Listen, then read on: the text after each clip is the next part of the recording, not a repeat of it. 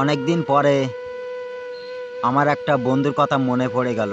বন্ধু ভারতেই থাকেন এখন বর্তমান। মেয়ে আর ছেলে প্রেম করছিল। যে কোনো একটা দুর্ঘটনা ঘটেই গিয়েছিল। চেয়ারম্যান সাহেব মেয়ের পক্ষর কাছে জিজ্ঞাসা করলেন যে তোমাকে কি হয়েছে।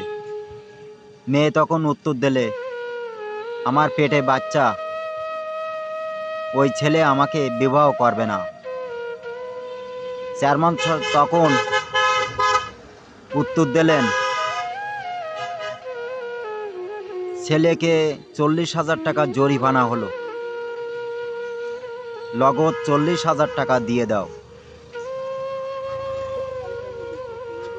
ছেলে তখন উঠে দাঁড়ায় বলল,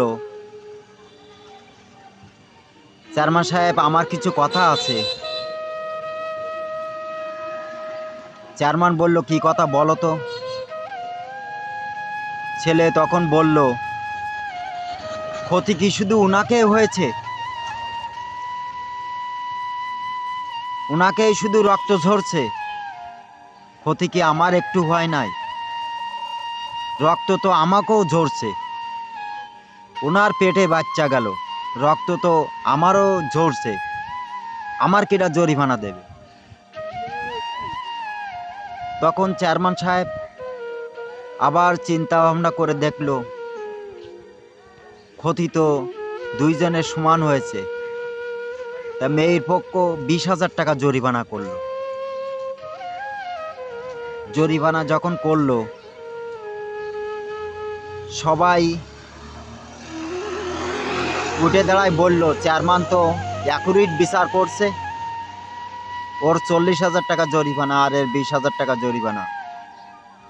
এইভাবে প্রতিটা চেয়ারম্যান যদি অ্যাকুরেটভাবে বিচার করত, আমাদের দেশে যে বিচারপতি যারা আছেন তাদের মনে হয় ভালো হতো। সবাইকে ধন্যবাদ। এই ভিডিওটা বেশি বেশি করে সবাই একটু শেয়ার করে দেবেন। সবাইকে ধন্যবাদ।